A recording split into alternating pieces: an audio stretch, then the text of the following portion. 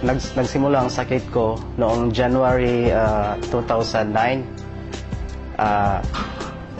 Isang gabi, biglang sumakit ang aking tiyan, napakasakit. Hindi ako makagalaw, hindi ako lakad, hindi ako makakain, hindi ako makainom.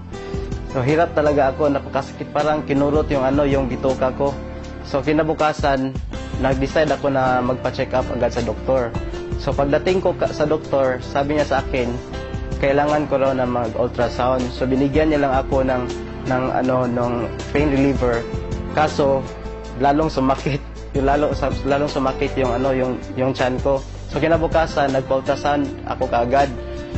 So ang resulta lumabas na mayroon pala akong 1.6 cm na kidney stone. Pagkatapos noon, binigay ko ang resulta sa doktor. Binalik ko ang resulta. Sabi ng doktor, kailangan ko daw na magpa-opera. Kaso walang laser dito sa Tagbilaran. So kailangan pumunta sa Cebu.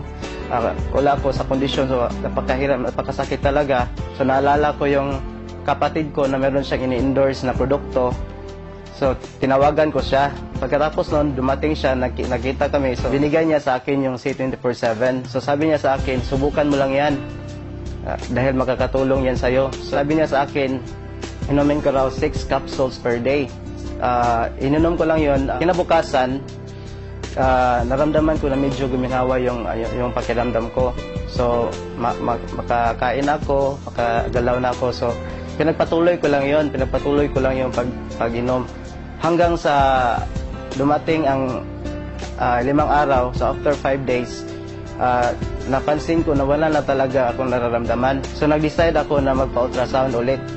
So pagkalabas ng resulta, nagulat na ako, na-shock na ako na nawala na pala yung kidney stone. So sabi sa akin ng doktor, anong ginawa mo? Sinabi ko sa niya na C24/7 lang to. Pagkatapos umuwi na ako sa amin, napakasaya ko. Na-save ko yung pera ko para opera. So hindi na ako na-operahan. Tapos bumuti yung kondisyon ko. Napakalakas ko, bumalik yung lakas ko, napakasigla ko.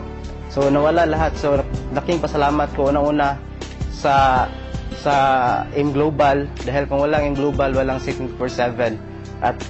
At sa aking kapatid din, dahil kung wala siya, hindi ako gagaling, hindi ko masubukan yung produkto.